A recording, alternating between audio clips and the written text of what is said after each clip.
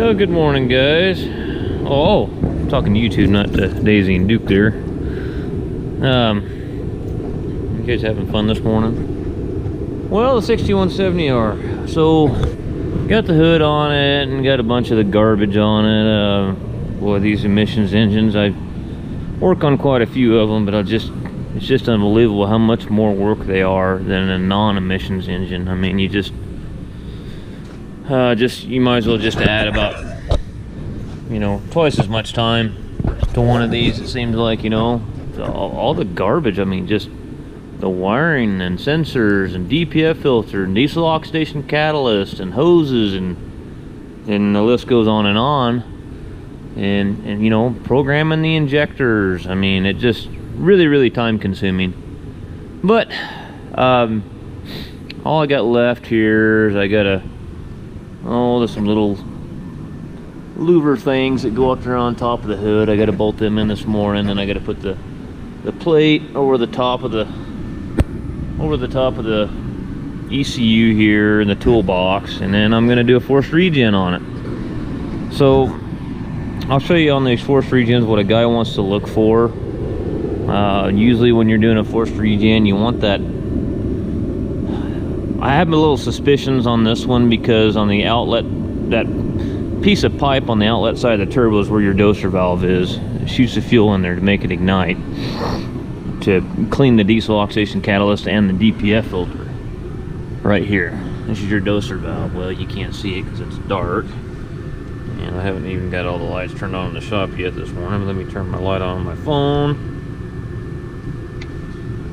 Right there. That's your diesel oxidation catalyst, or not that's your dosing valve for your DPF system right there. So that thing there was carboned up like you wouldn't believe in there. I mean, it was bad. So I have my suspicions about that.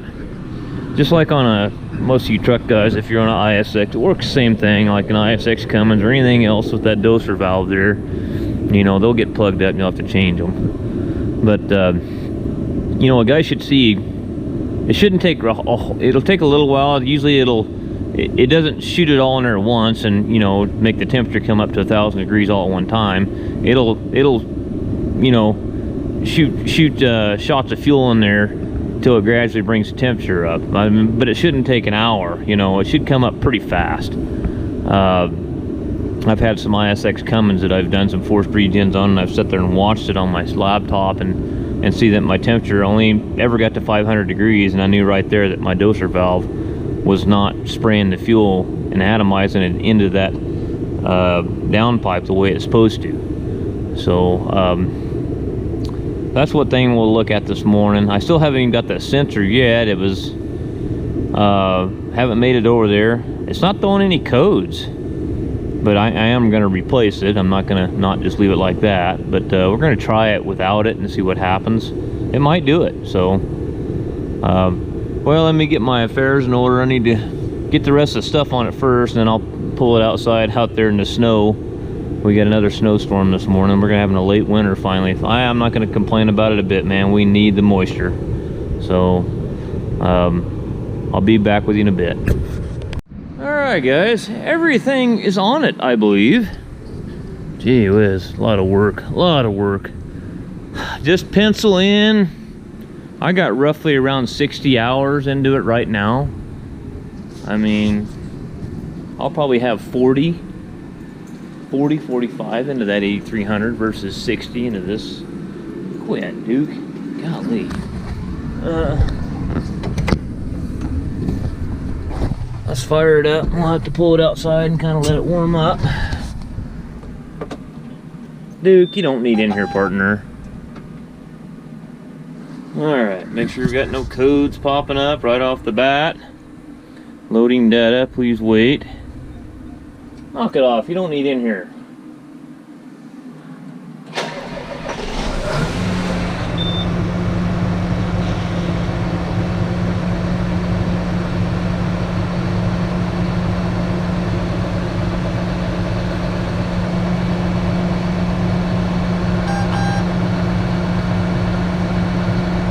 Sure has to do a lot of thinking before it'll actually run, huh?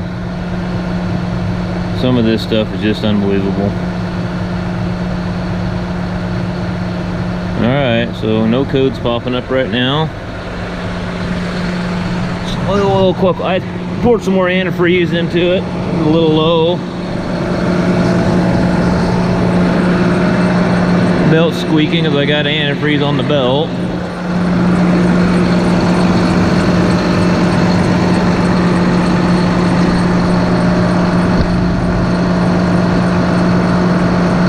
Now I hope that that's not antifreeze. I hope that's just vapor because it's cold. See, I was a little suspicious of that EGR cooler.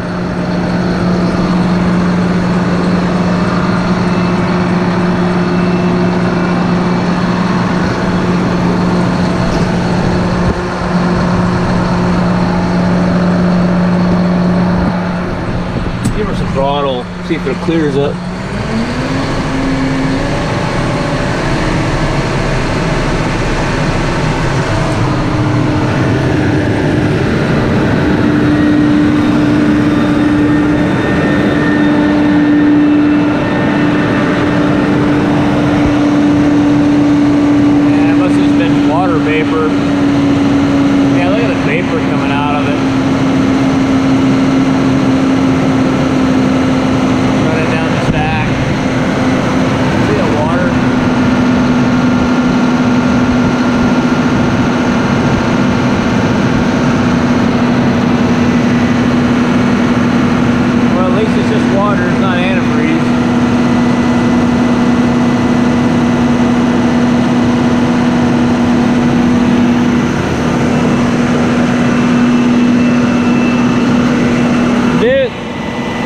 Do a force regen on this thing, partner.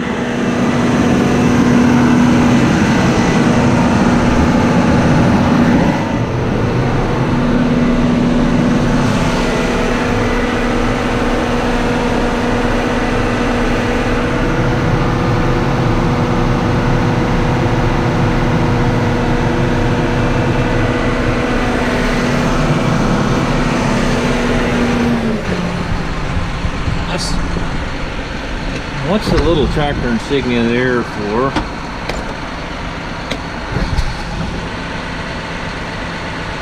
Oh, they got it all the way into slow. Turn that dial up. Go back to park with it.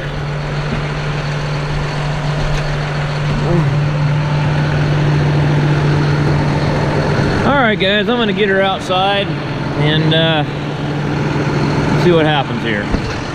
Well guys, I decided to go drive it first and just let it warm up. Let's go look at our oil pressure here.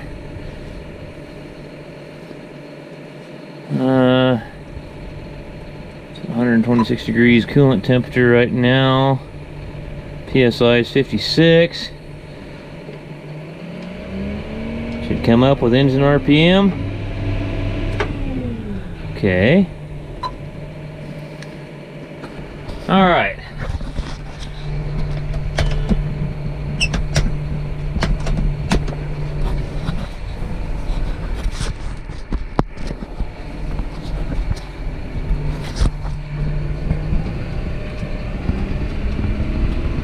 Let's go see what this thing will do.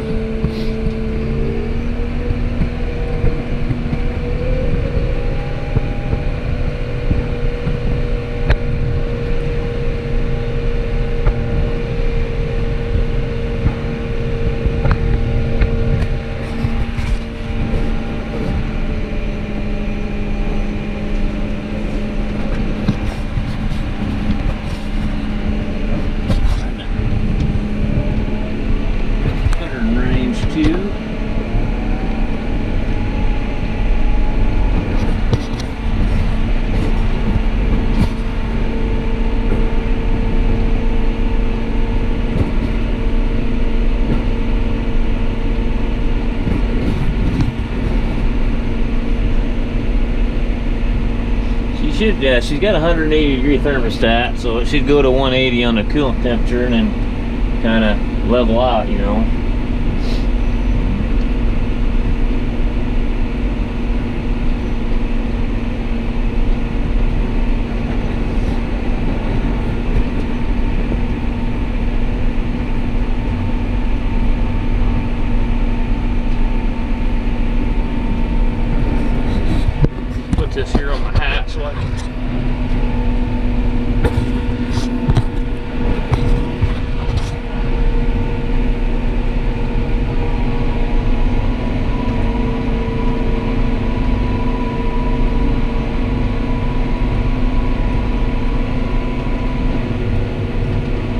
little slippy slidey right there, going up the hill.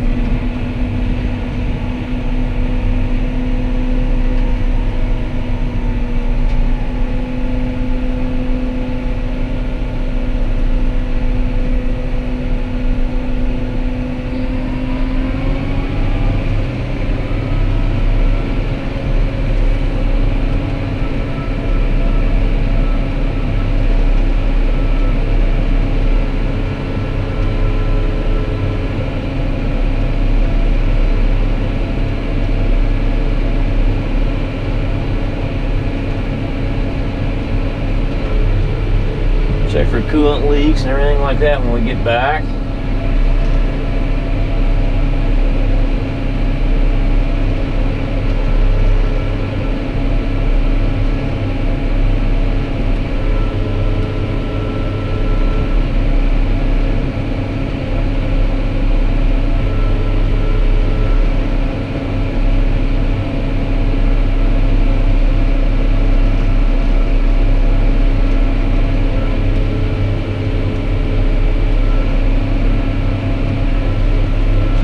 Up, I can go do a forced regen now. 181, she should calm down. Hopefully don't climb after that.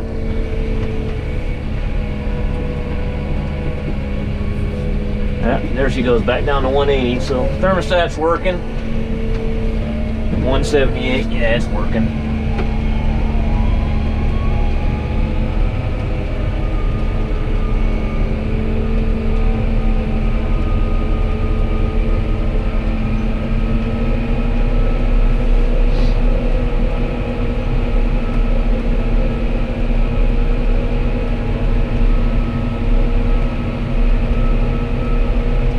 Yeah, I'm not going to turn it loose till I get that sensor changed though. It's not throwing any code for some reason, but I'm not going to turn it loose with that thing screwed up.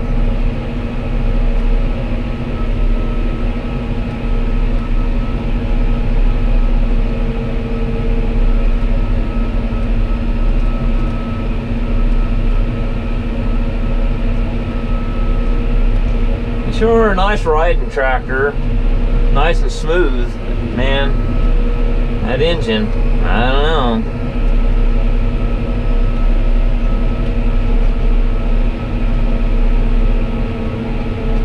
Well, I'll be back with you when we get back to the shop and we start doing the forced regen. Well, the two doggies are having a good old time in the snow. Dude, Daisy, let's go! There they are. Come on, you crazy mutts. You about rolled old Duke in the snow there, girl. Huh? You about rolled him in the snow. Oh, I wish I could have fun like that every now and then. Wait for my diagnostic program here to fire up. My computer is kind of a pile of junk. It's pretty slow. So we want to get a regular 9-pin cable. I broke my damn Bluetooth antenna on my damn thing, so now I got to do it by USB cord. Things slid off the steering wheel one day and hit the ground, and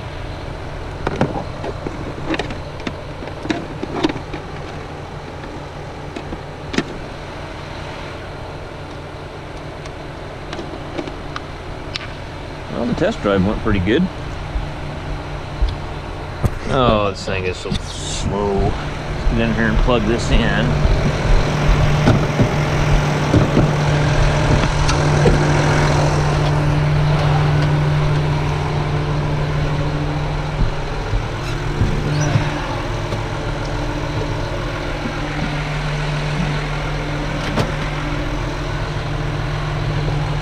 Let's Velcro this to the steering wheel.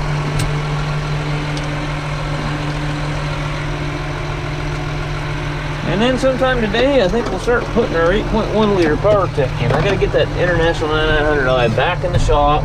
Now that this is out of the way, move that 2940 around in the baler where I can get that in there. I got to get going on that too. That guy's on me pretty hard about it. They're wanting to start using that drop deck here pretty soon.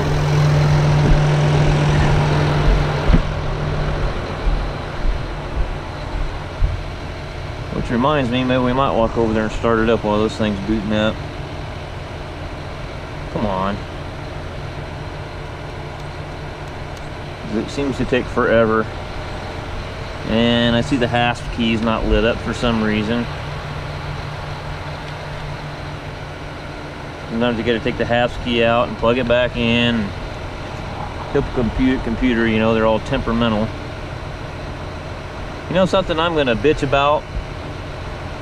I think there ought to be a law against Microsoft mandatorily, without your consent, updating your computer. That is absolute bullshit. My service advisor on that laptop doesn't work now because it mandatorily updated my computer. You know, they should not be able to do that without you clicking the update button. That's your property. Why do they have permission to go in there and tamper with your software without your permission? That just, I don't know, that ain't right. So now that service advisor doesn't work. So I got to get on TeamViewer with them guys that sold me that and get them to fix it, get it to where it'll work again. God, that pisses me off.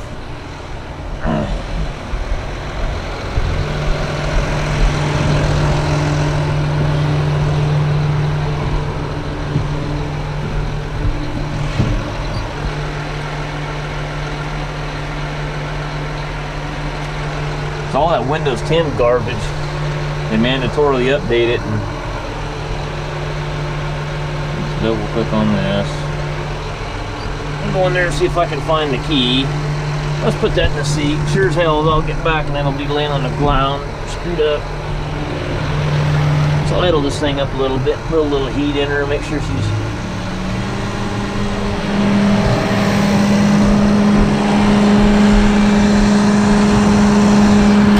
We'll get the key for that ISX Cummins. I can remember what I did with it. Okay. Laid it in the drinking fountain.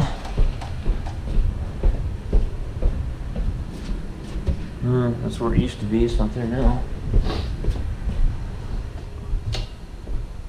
John Deere. That's it right there, I'm pretty sure.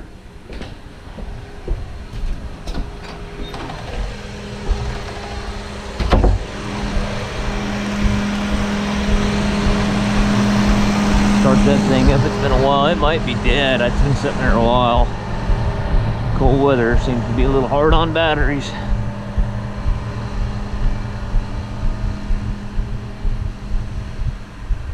This truck here, I in-framed it at 335,000 miles, ISX CM871. Daisy, Duke, here, train, come on. Come on. Daisy, Duke. I hope the train ain't gonna get them. Damn it. Come on, guys. I have to go find them. Trains. Let's turn this to defrost. Here we go.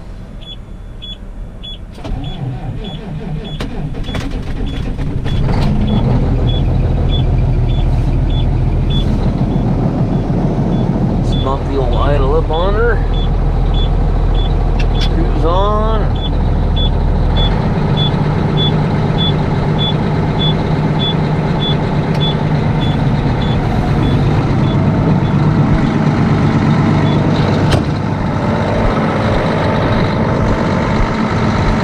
Go! Go! That's damn dogs.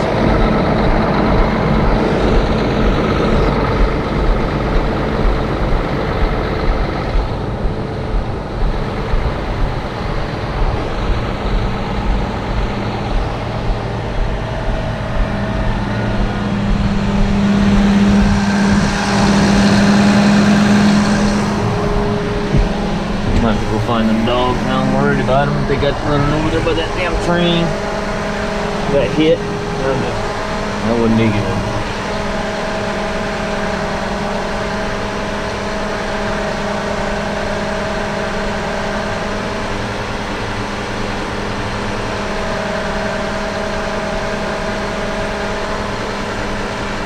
6R series John Deere.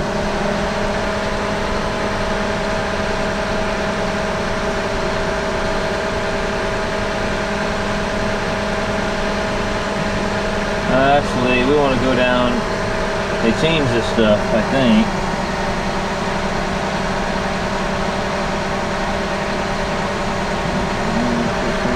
Go away. I don't want you out there right now. Damn it. Should be. Let's go back to that.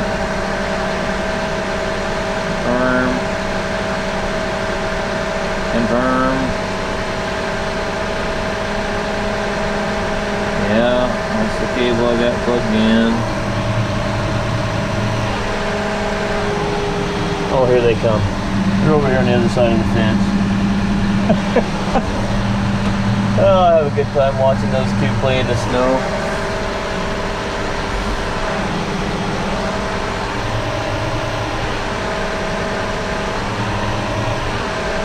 So we're waiting, it says wait. Okay, I'm doing her. I'm gonna get this down here where you can see it. Egr temperature sensor. See, that's the one that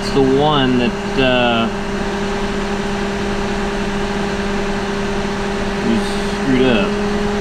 We'll see if it'll do it without it. We'll clear those.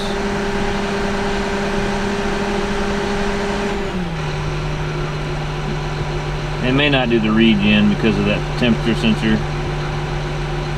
DPF service regeneration. So go over here to start. And it's going to tell you to do a bunch of different things. And this tells you here active DPF regeneration with fuel dosing during the operation of the ECU. Kind of got it shaded back here, sorry. So, okay, verify there aren't any active fault codes. Okay. So we just cleared them. They weren't active. They were in memory. Alright. Yeah. Make sure it's warmed up before you start. Regeneration causes the increased temperature. Yeah. No kidding. Turn off all electrical load. So that's one thing you got to do on these 6170Rs. Turn off the air conditioner, all that stuff. Don't have it on. It won't do it. It'll kick it out. Failed action. Test interrupted. Execution conditions not valid. Press confirm to continue. Probably because that sensor is screwed up.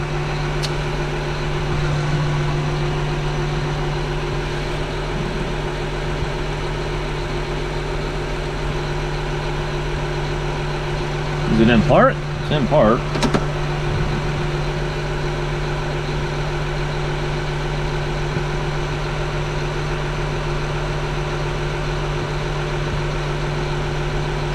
There it goes. It started to regen.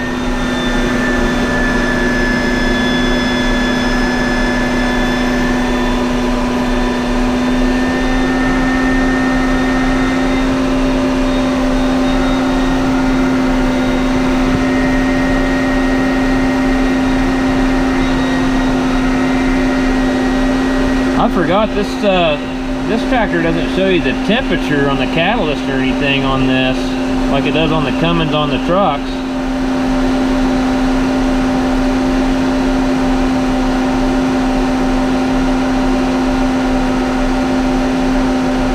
I'm wondering if we can back up and look at the parameters somehow.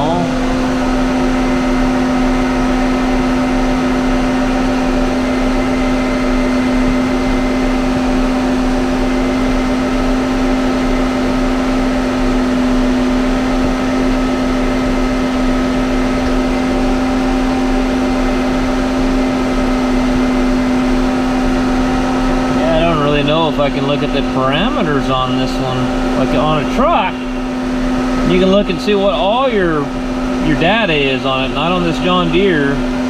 Maybe you could on Service Advisor, but not on this particular.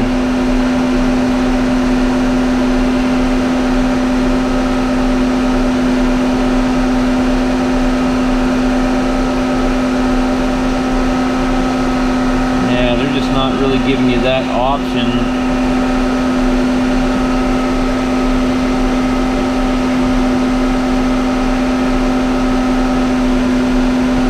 So it's in the forced regen mode. So what we can do, guys, is I got an idea. So I am going to unplug this, just like that. My USB cord, lost communication. So now, I'm gonna go back out and get into the data stream so I can monitor what the temperatures and everything are. Once it's initialized, it's going to do the regen. So let's go back into diesel injection. Click on that.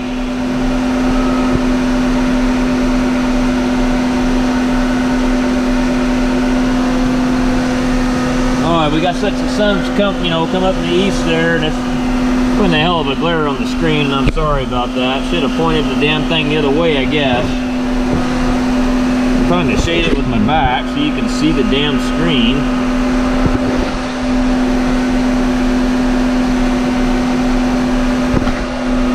So let's go into parameters. Alright. Let's go down to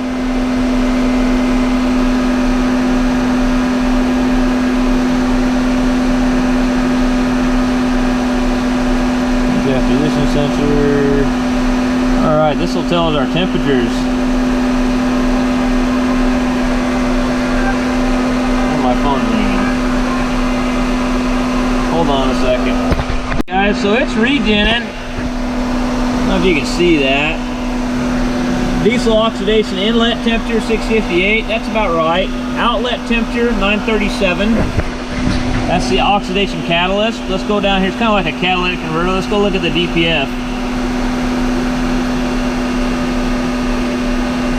See, the DPF is coming up. It's regenning. EGR temperature sensor circuit fault.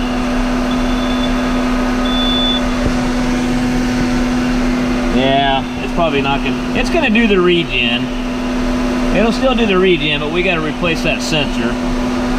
It's sitting over there, I just got to go get it. DPF regeneration status, normal regeneration. So I want to see, guys, I want to see that outlet temperature come up to about 1,000 degrees. Let's get out and make sure we don't have coolant spraying somewhere or something like that. And it's a good idea to leave your hood open and let some of that heat dissipate off the motor and the exhaust when you're doing these regens. This thing here will get smoking hot now.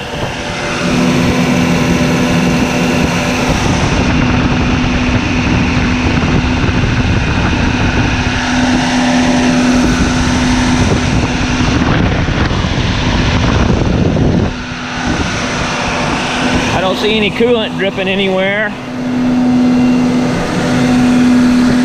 Usually when these regens, I'll just walk off and leave them till they complete. But with the new motor, I'm going to sit here and watch it for probably the whole 4 hours, to be honest with you.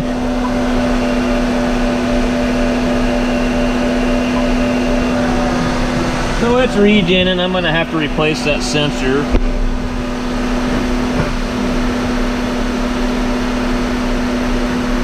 That's what I'm concerned about with turning this thing loose after a rebuild. I want to make sure this particulate filter regen system is working the way it's supposed to. You know, I'd like to see, you know, somewhere between 900 to 1100 degrees.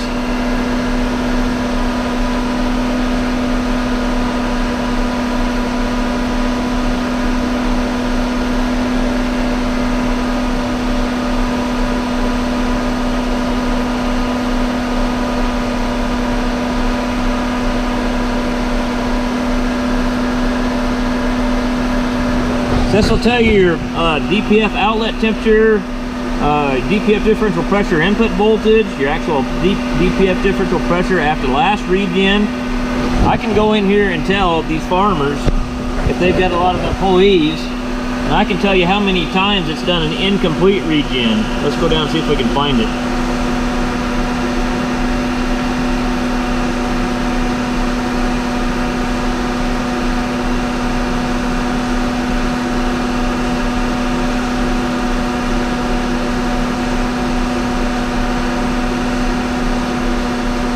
engine oil pressure on here is 63 psi. So after you get done with this forced regeneration with a laptop like this, with the Texa unit, it's a good idea to go in and follow the prompts on the screen. Most of these John Deeres will have you do a park regen. You can do it right from the John Deere command center in the cab.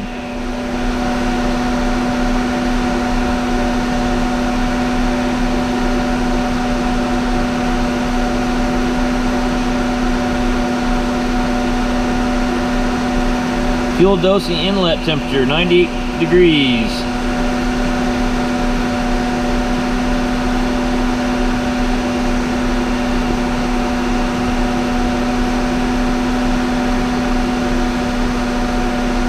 There's a lot of information on here.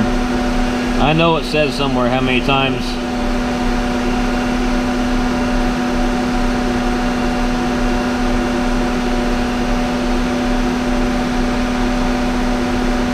There's your VGT actuator status.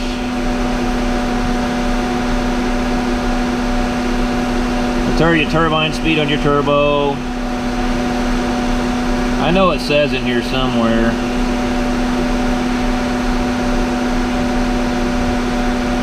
Trying to find it. Ah, shoot. It'll tell you how many incomplete regens it's had. Let's go to I for. Go down to I. Alphabetical order. We'll try that. No. Went way past it or something there. I know it says it. I've seen it in there. Yeah, incomplete regeneration is right there. Right now it says 0 counts because we've reset everything. But you'll see right there, you get one of these Texa units, maybe the service advisor, I don't know, I've never ran a service advisor. I'm sure it does, I'm sure it tells you the same thing. But you get a new motor like this and then it comes out about 6 months later and they're telling you it's all screwed up and doesn't run right, or it's all carboned up and it's in, you know, in derate mode. You go out there and show them this and say, look, your guys have been running it and it's got, I had one here last summer that had 47 incomplete regens in it, and I said, you guys are screwing this up. They're not looking at the command center on the dash or on here when it's in a regen, and they're shutting it off because they're not letting it complete the regen. So, which, you know, I hate the regen crap myself, but you know, you don't shut it off when it's in the middle of doing it. That's just, you don't do that. Let's go back to our, let's see here, diesel oxidation. Let's see what our temperatures are again.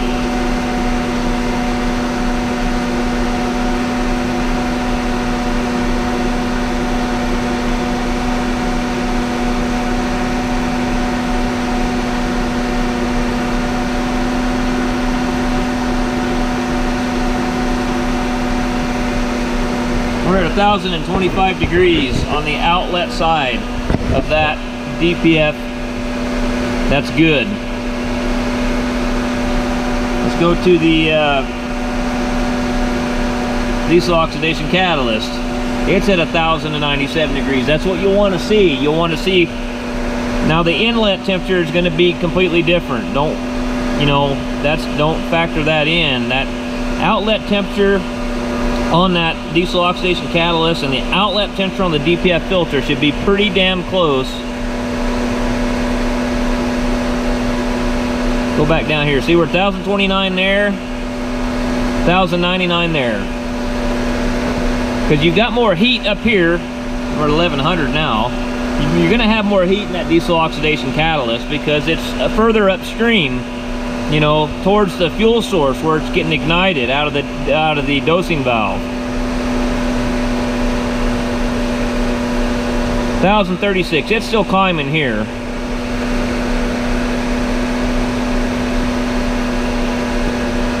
Well, guys, I'm going to babysit this thing for a while. I hope that gives you guys a little idea of a regeneration system and what it does. The fuel shoots in that dosing valve. It ignites before the diesel oxidation catalyst. Some of the pickups, like the 6.4 Power Strokes, some of the older Duramaxes, The newer Duramaxes have a kind of a, it's a doser valve, but they call it a hydrocarbon injector. They got a fancy name for it. But the older, like the 6.4s and the older Duramaxes, I think the old, I'm not sure, Cummins, no, Cummins always used a doser valve, I'm pretty sure, on theirs. But they would shoot fuel in on the exhaust stroke on the engine. And that's how they were shooting fuel in, with the injectors themselves to do the regen. But on this, they use a doser valve right on the outlet side of the turbo, right before the diesel oxidation catalyst. I'm going to call Pape over there and get me an EGR temperature sensor and tell him to, well, it's already sitting there, I just got to go get it, and tell him to set it aside for my wife so she can pick it up.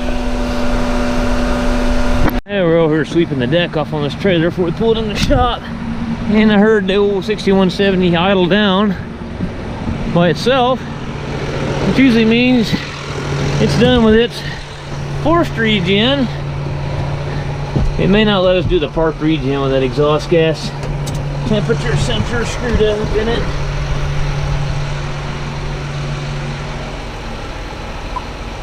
So go in here for engine, if I remember right. See, there's no option for park regen, so it's not telling us to do a park regen, so you're all right.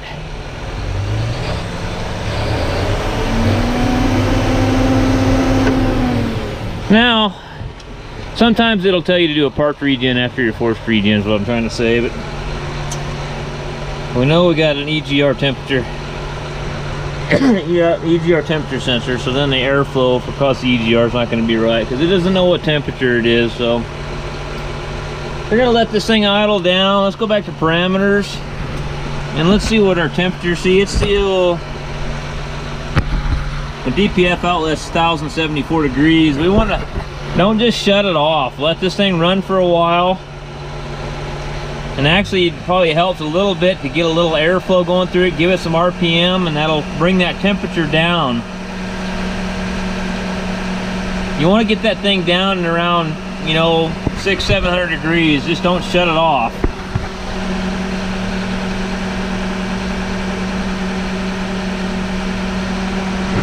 We'll let this thing go a little while longer here and let her cool down. And we'll have to get a EGR temperature sensor for it, and then we'll have this one done. Sounds nice and smooth though. Nice and smooth.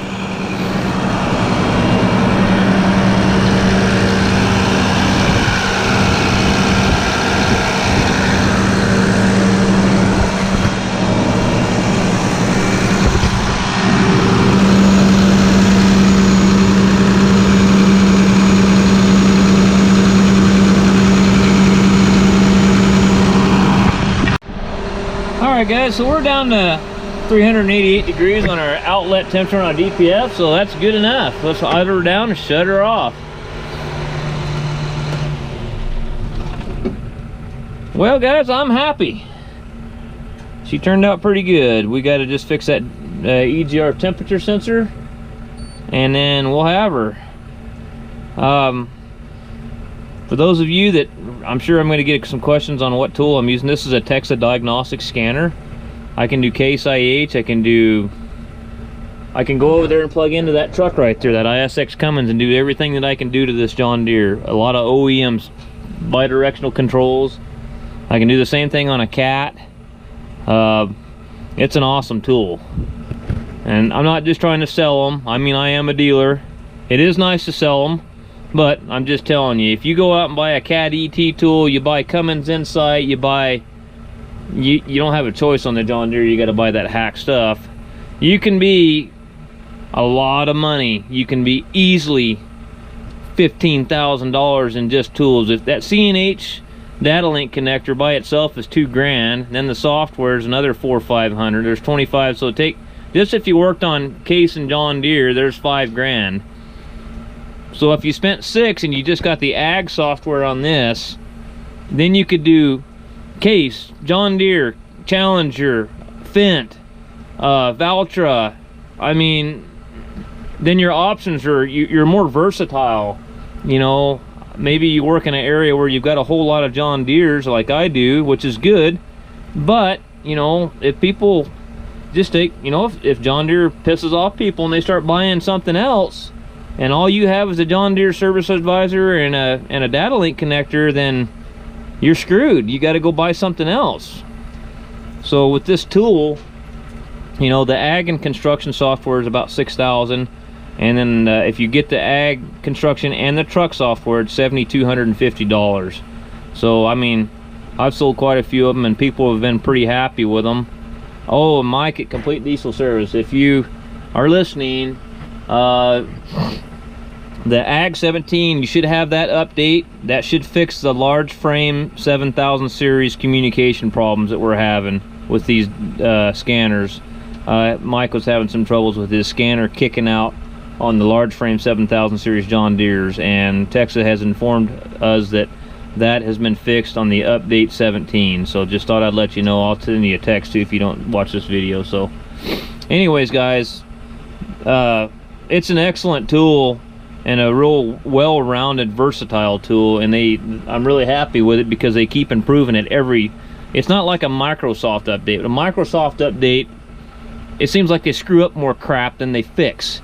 You know, these updates on this thing actually work. You know, they actually improve the use of the tool, which I'm really happy with. So you know, I'm just not some guy selling laptops behind a counter that doesn't use it. I use this thing every day for my profession, and I can tell you it's been one of the best decisions that I ever made buying this tool, hands down.